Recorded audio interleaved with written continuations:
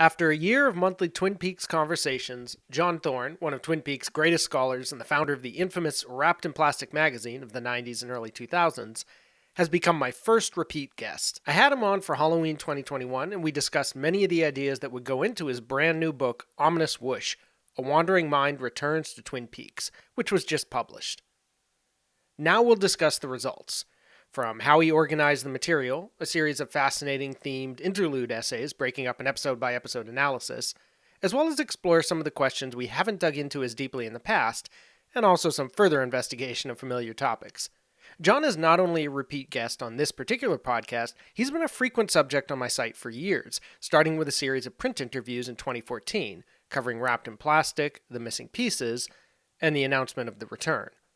Then there was another one in 2016 when he published his first book, The Essential Wrapped in Plastic, Pathways to Twin Peaks, and then 4 audio conversations in 2019, in which he began to flesh out some of the concepts in Ominous Whoosh. So after you listen to this conversation, which will continue in a Patreon back half, actually longer than this public portion, and after you read his book, check out that archive of great discussions. Before we begin, a quick overview of what I personally have been up to in the past month. For patrons of the $1 a month tier and up, I previewed 3 more entries of my written Twin Peaks character series. Those ranked 74th, 73rd, and 71st in terms of screen time. As a patron, both the identities of these characters and the full entries themselves will be revealed. That same tier has access to an 80s themed podcast, or podcast episode, the next month will be 90s, in which I focus on Desperately Seeking Susan and Top Gun, but also survey in shorter capsules several films from or about the 80s. As a public bonus available for free, I recorded readings of my past essays on classic 80s fantasy films like E.T. Meanwhile, my September episode of the public Lost in the Movies podcast covered over a dozen classic Hollywood movies, ranging from melodrama to crime to fantasy to war subjects, some with fleeting Twin Peaks connections, like the Monsters Arrive in a Southwestern Town sci-fi flick, It Came from Outer Space, and the eccentric small-town family portrait, A Wilderness. On my Twin Peaks Cinema podcast, I devoted a whole episode to Bigger Than Life, a 50s melodrama about a maniacal father with compelling links to Firewalk with Me. This concluded a 3-month series titled Ray's Haunted 50s, which related Nicholas Ray-directed movies to Twin Peaks. Behind the scenes, I've been tinkering away on other projects as well, but more on that in the future updates. For now, it's time to turn our ears toward an ominous whoosh and find out what John Thorne's years-long journey through the return has yielded. So, John Thorne has now written a book, another book, because he'd already written one rounding up his thoughts on the original series in Fire Walk with Me. And I've already introduced some concepts of this. We've talked about a lot of the concepts in it before. But John, I just want to start off this conversation, now that the book is published. You just published it September 2022, talking about the format that it ended up being, because I thought that was really interesting, the way that you mixed synopsis and analysis in a way sort of similar to your Wrapped in Plastic collection that you did in 2016, but a little different as well. I think it's sort of more evenly punctuated in a way. So, yeah, good. Just describe to the listeners, if you will, how you decided to structure this book. Part of the reason why this book is different, I'll preface to just say different than the first book, is the first book, The Essential Wrapped in Plastic, was reprinting text, essays and analysis and episode guides and all that had appeared originally in Wrapped in Plastic magazine over 13 years. And so I was just sort of compiling it and trying to find the right format. I had the luxury this time, I was starting from scratch to write about Twin Peaks: The Return. And so I had the opportunity to kind of think about how it was going to flow and where pieces would go. Again, I started it from scratch. So what I wanted to do when I first set out was I wanted to walk through the entire 18 hours and explore it. My initial thought was that I would integrate theories that I had about the show right into those chapters about each part, part or episode. There's 18 chapters. And so just as I would go, I would integrate that and explore it. And I found that wasn't really working as well, or at least it was beyond my capacity. Let's put it that way. I didn't feel comfortable, or I didn't feel like I was capable of nimbly doing that. And so what I would what I did was, while I do explore theory and concept and analysis and interpretation in each of the 18 parts, there were certain elements I felt better suited to an essay. And so I wrote essays about various characters and various ideas, and then I interspersed those essays throughout the 18 chapters. You're reading along and you're on chapter 7 or 8 or part 8, and then there's an essay, which sort of hopefully fits with the area we're talking, we've gotten to in that part of the story, and then back into analysis of the parts, and back more granular, looking at scene by scene, what's James doing with Freddie, that kind of thing, and then when appropriate, a deep dive again when it would fit. That's how it generally is structured. I'm just gonna describe the contents, when you do part 1, part 2, etc. And then I'm going to say the name of the interlude. If you could give us a summary, just to give them a sense of what they'll be getting. So, Prelude, The Darkness of Future Past, just talking about kind of, I think, your introduction to the return and how you dealt with it. And then we have part 1, and then we have our first interlude. You titled this Something Interesting to Think About. So tell us, John, what is this interlude about? Okay, so this is really the crux of the book, and it's yes, it is the third, quote unquote, technically the third chapter. There's a prelude, part 1, and then essentially my thesis. That interlude is about what I think is overall happening as we watch the return, and to sum it up, it's that I think we're seeing the story told through the lens of Dale Cooper's mind. That Dale Cooper is watching a story and we're seeing what he's watching. And I try to really kind of lay that out. That it's there, even though it's the third chapter, it's very early in the book. Yeah. The reason why I moved it to the third, it was, originally going to be like the first chapter. And the reason why I moved it, there's a couple of reasons. One is I like the Lynchian idea of throwing the index cards up in the air and then telling the story in whatever way they land. He's told that story, or there have been stories of him saying that's the way you can approach like a documentary. But then the other reason why was simply I didn't want to front load the book too much with thesis and theory. I wanted to kind of get right in to the story. So there's a prelude, which is relatively short, and then I jump right in to part 1. So if somebody's reading it, they don't have to necessarily wade through some of this theory. They can get right in to the meat of the matter. And if you want to skip over those interludes, you can. I mean, you really can just skip over, just read the interludes, or just read the interludes. That's exactly right. Yes. So the first one is about Cooper being the mediated narrator, meaning he's watching sort of from afar from the Red Room. Mm-hmm. And then we have, you talk about part 2, you talk about part 3, the episodes, I mean, and then you have your second interlude called Soul Survivor, Soul.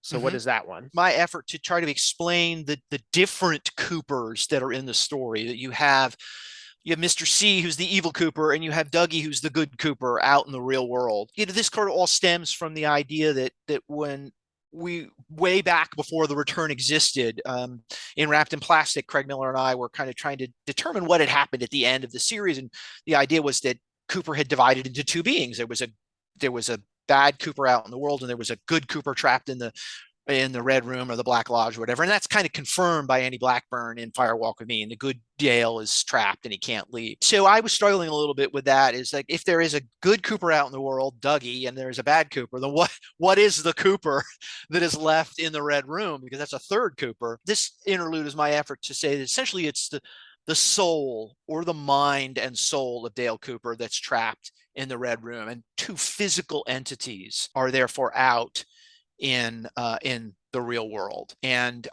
both are really exact opposites. I get into exploring what does it mean to be purely evil and what does it mean to be purely good, because I think that's an interesting idea, and I go into it a little bit. But being purely good may mean that you simply resonate goodness, but you can't really take any action. You just are a being of goodness that drifts through the world. Again, I don't want to get into too much detail, and I probably have, but that's what that essay is about. So then we cover part 4, part 5, and part 6.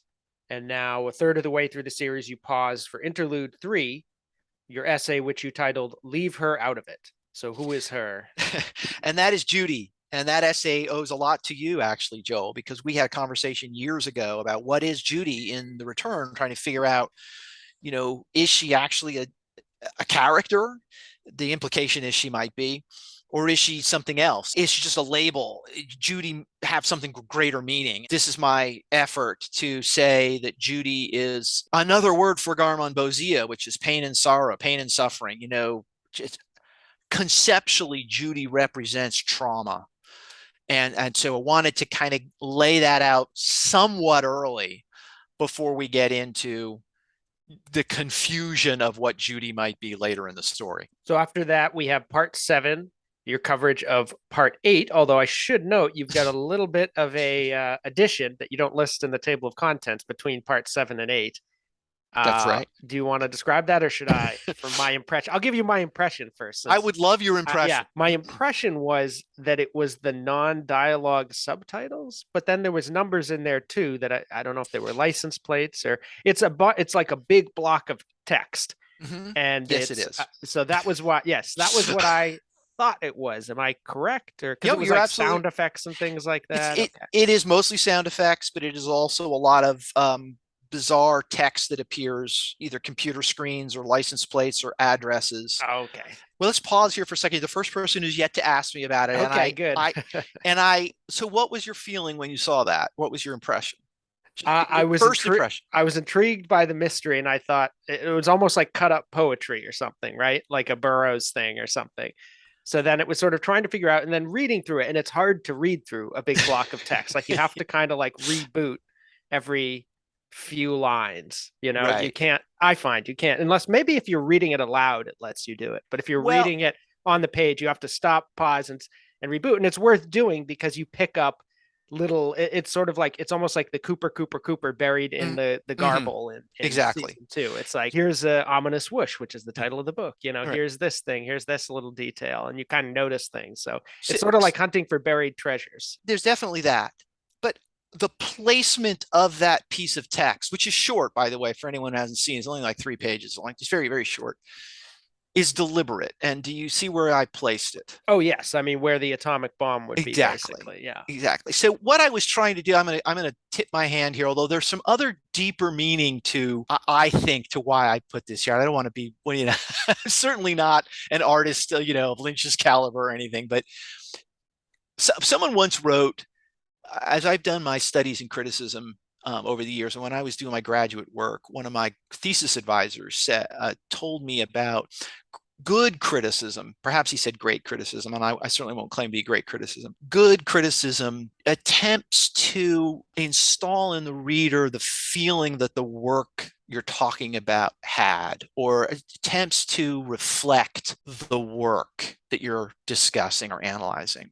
And so for me, part 8 was one of those parts that was confusing, and you had to stop, and you couldn't process it on its surface, and so I wanted to try to create that sense of confusion again, and that's why I put that where I did. Good work.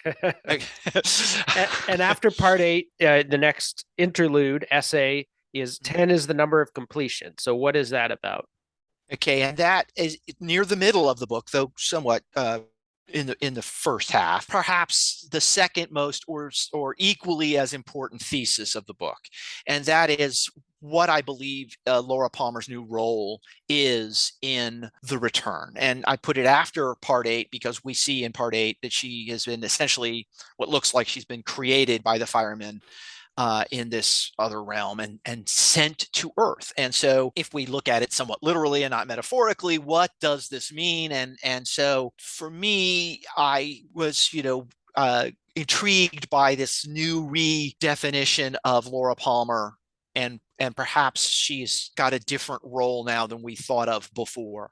And so this essay is my effort to say what I think Laura Palmer is in the story. And just very briefly, I believe she is at least a representation of some Hindu belief. We may have talked about this on other podcasts, but in the Hindu theology, the god Vishnu sends avatars to Earth, and the last avatar he sends to Earth is his 10th avatar, Kalki, who is sent deliberately to restart the cycle of ages, or bring an end to the dark age, which is evil ascendant, and restart a new age of purity and goodness, which is the golden age. And I think there is a lot of information within the text of the Return to support the reading that Laura Palmer parallels that role as the 10th avatar of some supreme being deliberately sent to Earth to perform a function, and that is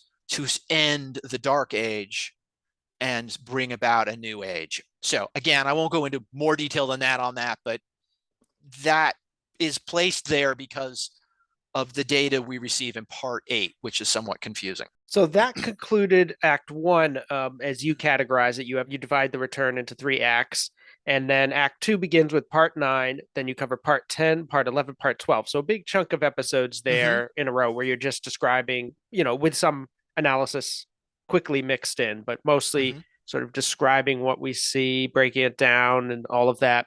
Then we have interlude number 5. I'm not sure who I am, but I'm not me. So astute listeners may recognize who that's a quote from, but who is this essay about? And no, I got it backwards. That is right. But okay. I was thinking it was Audrey's quote. It's actually Diane's quote. So I guess I'm not an astute listener, although I caught myself. Oh, no, that is a right. Diane quote, right? No, I'm not sure who I am, but I'm not me is an Audrey quote.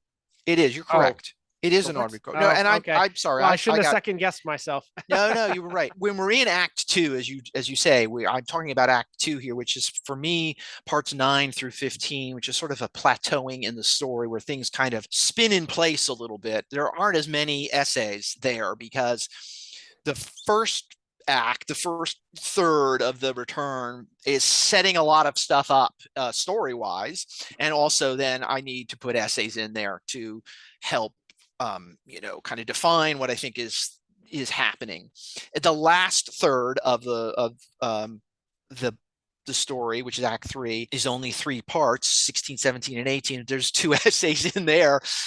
So because we're at the conclusion, and so you need to kind of have some essay to kind of support where it all ended up. And so in that middle part, there's not as much. But yes, there is that interlude, which is about Audrey, who doesn't show up until Act 2. Rather than wait till the end of her story, I decided to put this lengthy essay about Audrey and what I felt was happening with that character, and how it somewhat was a paralleled maybe what was happening with Cooper early on in Act 2, right after her first appearance. So that essay is really my efforts to explain the curious sort of separate story of Audrey Horne. She does not really interact in any way with the rest of the story, sort of a pocket story about Audrey.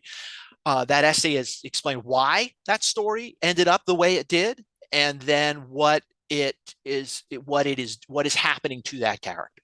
So then we have one episode chapter, part 13, and then you go right back to another interlude, which is an essay called "What's Going On in This House?" Yeah, that's the shortest one. It's very short. I had it written. I had done it for the Blue Rose, where I talked about the Palmer house as a haunted house, and it felt like worthy of being included here because we are introduced to the Palmer house right around the same time as Audrey. So it was kind of tough because I wanted to spread these out, but the 2 essays kind of had to fall in very close together. But anyway, the Palmer house in itself is sort of a character in the story. And I wanted to spend a little bit of time, very, very short essay really, about the history of that house in the entire Twin Peaks narrative, from the pilot all the way to the end, and what might have been happening in that space. So then we have parts 14, 15, and 16, each a chapter on each of those episodes, 1 chapter per episode, as for all of these. And then we have interlude 7, missing pieces, putting Diane together. That's a little self-explanatory, but tell us a little more about that one. So, yeah, the Diane character to me is one of the most interesting characters. I do believe that Diane may be the second most important character in the story, but so much of her story is kind of fractured, and it happens outside of the margins. And so this essay is an effort to try to explain what is happening to Diane, what her role is in the story, how she is in the character sort of presented to us in pieces, and the journey that Diane potentially undergoes as she reintegrates herself and then ultimately liberates herself from Dale Cooper's story. So that quick summary for that. And within that essay, you have it divided into sections on each one, on each of the different Dianes, including Janie E, who we've talked about before as a possible Sure. double Janie, or tulpa or something of yeah, Janie E is Diane. somehow connected to Diane. It's explicitly made in the text. Diane says she's a half sister. And so I think that that is a crucial clue that Janie E is a version of Diane that probably Diane herself created so that she and Cooper can have their happily ever after. But yes, there are other Dianes. Just quickly, NATO is a Diane, Janie E is a Diane. There's a tulpa of Diane, and then there is essentially a truer Diane that appears in Glastonbury Grove, and then ultimately there's a new Diane named Linda at the end. So after that essay, you have part 17, a chapter on the second to last episode. And then you have interlude 8. This is the final standalone essay. It's called I Got Idea Man.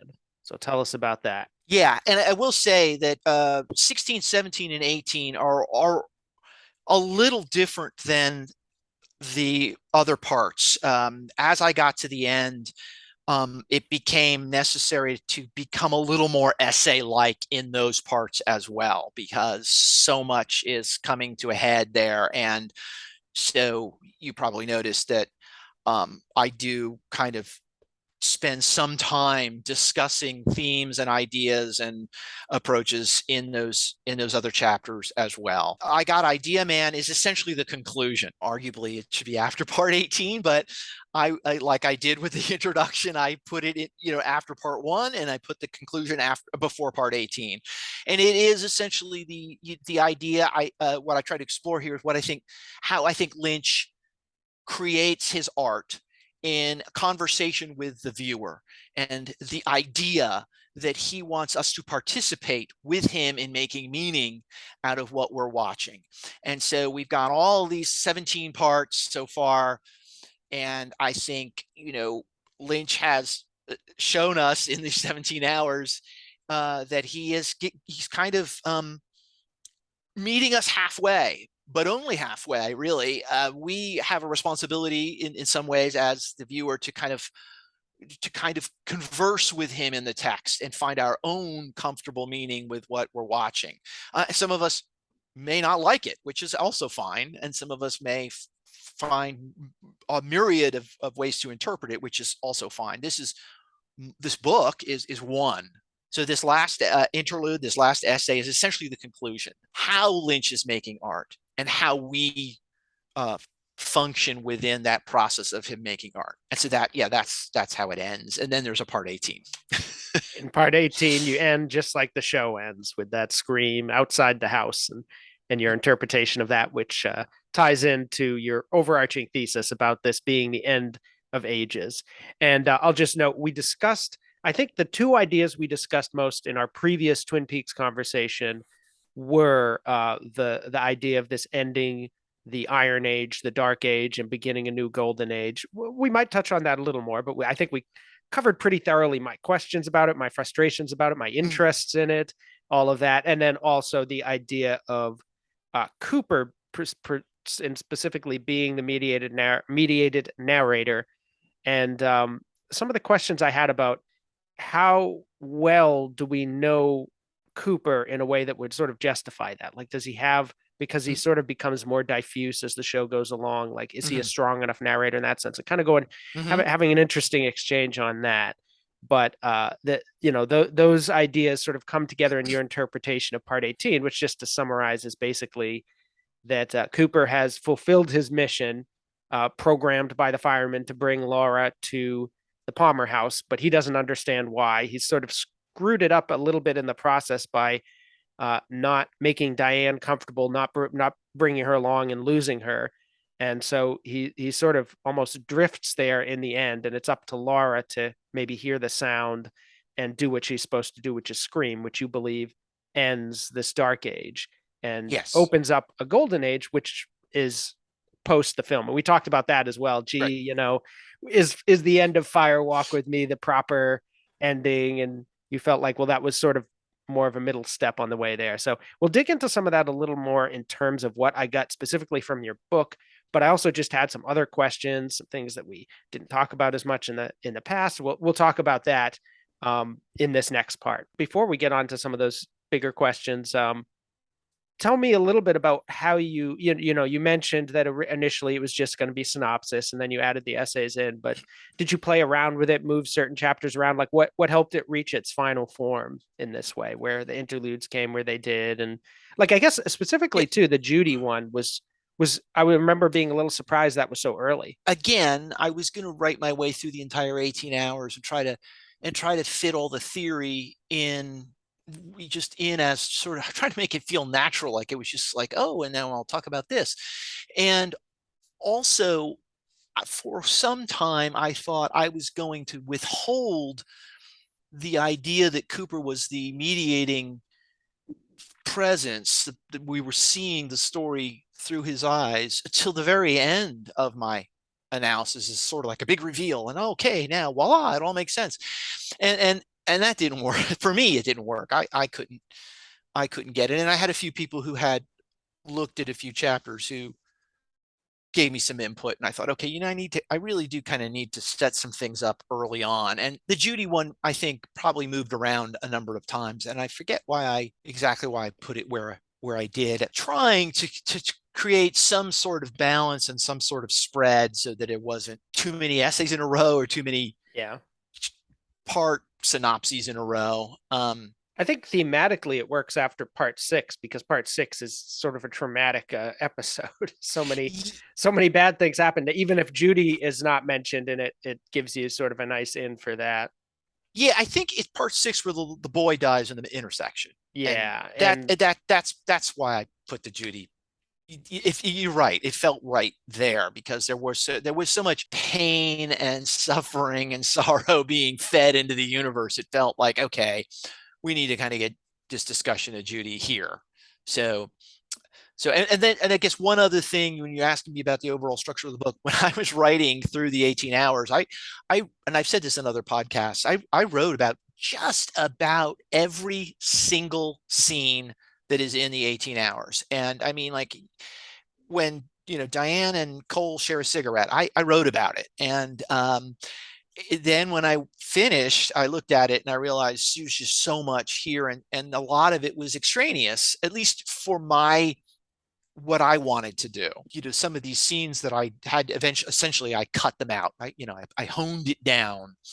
I think Lynch, when he was making it, was enjoying living in the world, and I think it makes some sense in terms of the story he's telling to take these little detours, pause for a moment, and or follow some stories down to essentially dead ends. But reading it isn't the same as watching it, and so I ended up cutting a lot of stuff. You get a full analysis and a full description of the crucial story points discussed in some detail.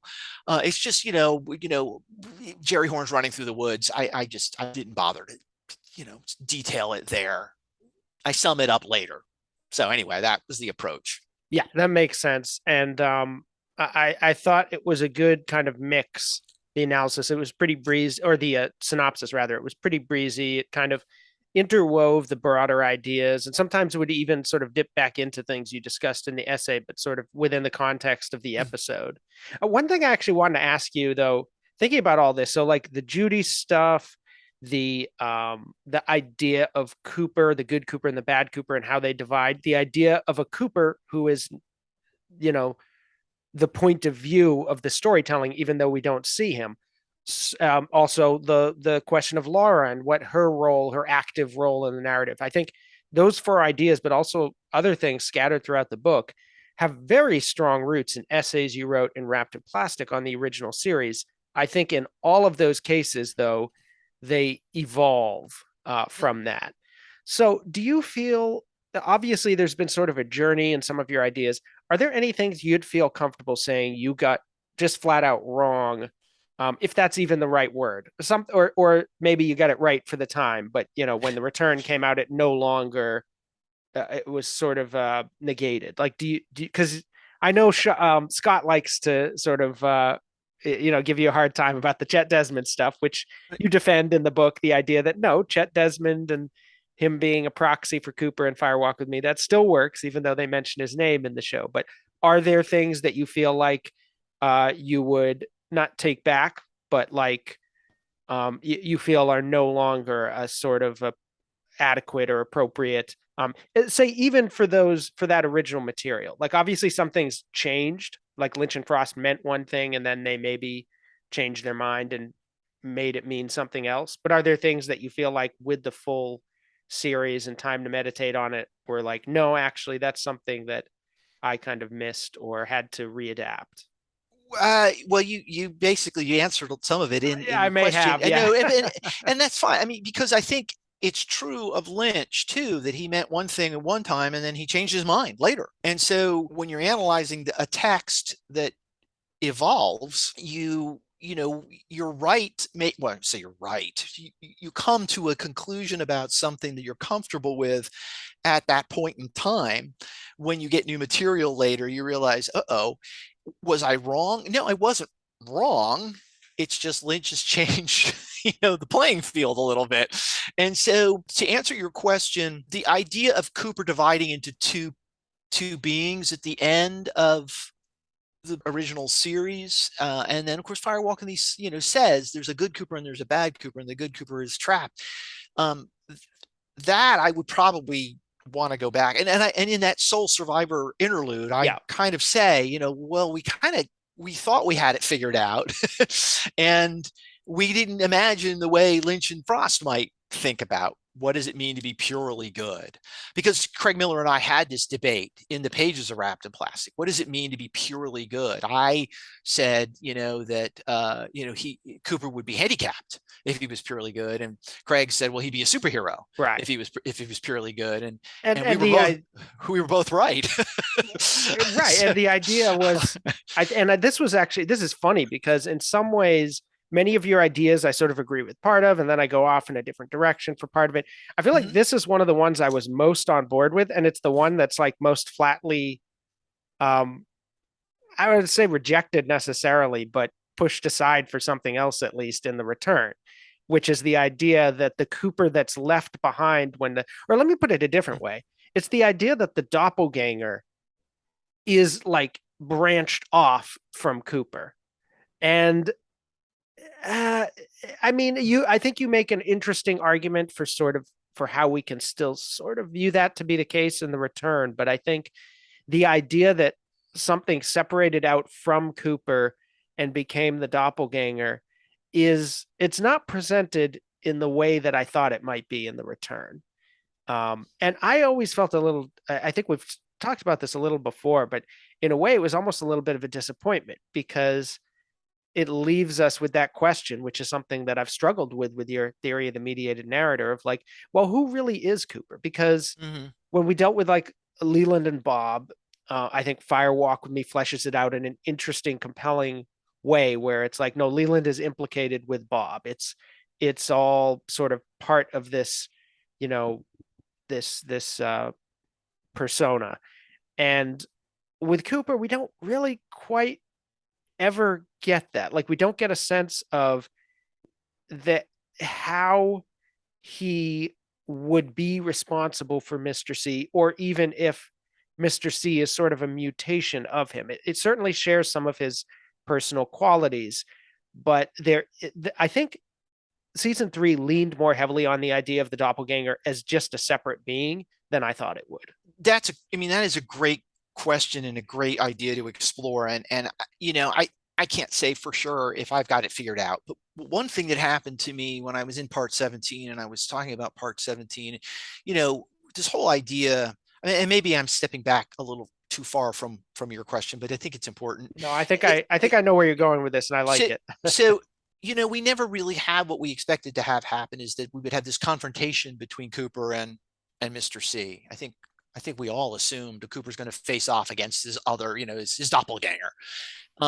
That never happens. Lucy shoots Mr. C, and he's dead when Cooper gets there in part 17. And it struck me, I came back to part 17 as I was revising, and I realized there's something missing here. There's something important that's going on here. And I sort of realized is that Cooper never takes responsibility for Mr. C. Is this where you thought I was going? Yes, the idea yeah, that maybe part of the reason that Mr. C is not as tightly connected to Cooper as we might have thought or hoped, dramatically speaking, is because Cooper is the mediating narrator who doesn't want to see that connection. he doesn't Yeah. want to he doesn't want to admit that part of him could have done what Mr. C did. And I think that's in some way that's, well, I shouldn't say a flaw, but I think it's an obstacle that Cooper has yet to overcome in himself, is that he can't see himself as being flawed. He sees himself as being super heroic. And so when Cooper appears in part 17 in the sheriff's station and there's Mr. C, he dismisses Mr. C. He eradicates Mr. C from the story by putting the ring on him. Some of this can be thought of metaphorically, and he turns his back on the whole thing, and he never addresses what happened. And no one ever gets the satisfaction, really, of seeing Mr. C brought to some sort of justice. What did Mr. C do? He really did some terrible, awful things, and all of that is sort of left and forgotten. And I would say it's Cooper who has left and forgotten it. It's Cooper who has decided, I'm not going to face that side of myself or acknowledge that maybe some element of me, some dark, dark part of me, unbalanced by the good parts of me, could have done this. And so I thought that was important to talk about. I don't talk about it a lot, but I did go back and add new material there where I discussed to some level Cooper not taking responsibility for Mr. C and refusing essentially to acknowledge that he existed. And so in some ways that's a big missing part of the story, but it speaks to Cooper as a character and perhaps as being a flawed character, or a character who is yet to finish his rehabilitation.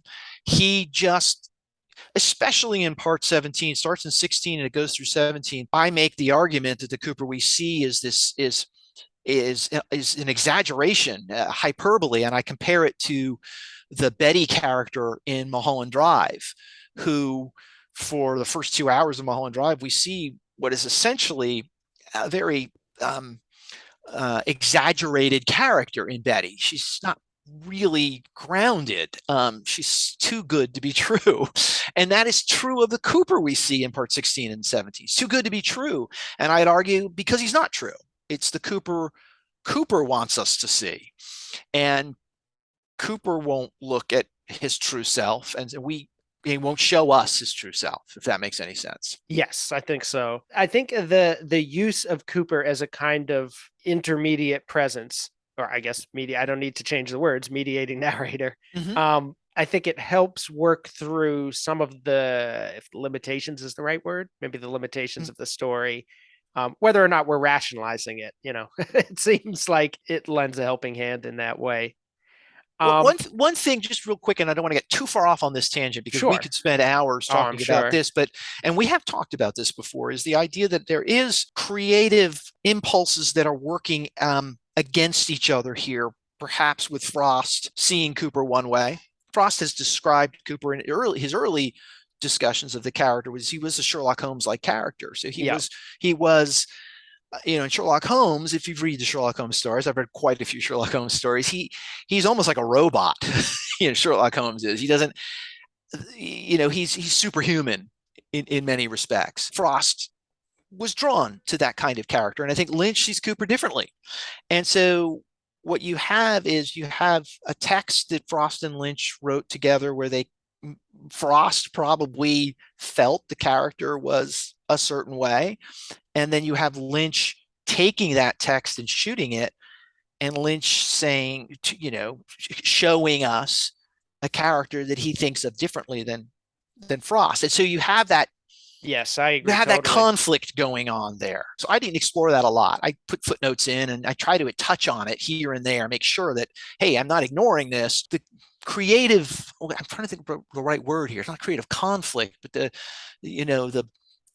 contrast, I guess, results in a complicated story that can't necessarily be pinned down one way or another. So that makes it tough on someone who's analyzing the work.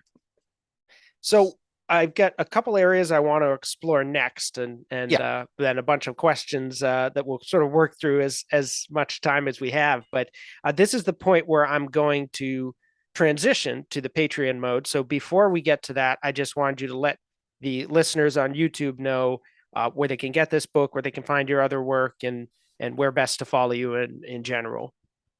Both my books. The first book is Essential Wrapped in Plastic, and then the new book is called Ominous Whoosh: A Wandering Mind Returns to Twin Peaks. Both of those are available easiest on Amazon. You can go to Amazon and either download version, or you can get the paperback or even the hardcover version of the new book. If you're not comfortable with Amazon, and I know there's some people who are not, you can order this through Barnes and Noble or your local bookstore.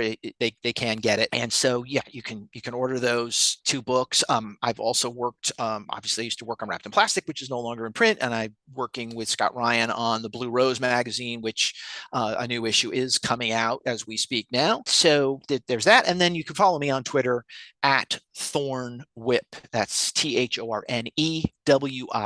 And will there be a new season of In Our House now, the podcast you're doing with Josh, or is it sort of on Thank you for reminding me hiatus? that. I should have said something about that because I just talked to Josh like two Oh, days ago. perfect. We have kind of run through the Twin Peaks material a little bit, but we have some ideas and we do want to do something. And so as we're recording now, nothing's definite, but I think we will at least come back for one more podcast or two, Mm-hmm. either as summation of what we've done or talking about some other aspects of Twin Peaks. So In Our House Now podcast is out there. There are two quote unquote seasons where we explore Twin Peaks: The Return in depth, and much of what's in the book is part of the discussions that I had with Josh Minton. Great. So, among the things we'll hopefully get to in the back part of this conversation, I'm interested in talking a little more about the end. Now that I have something more specific to grapple with, my questions about the Dark Age, Golden Age transition, and the end of Firewalk with Me and Laura in the Red Room and all that.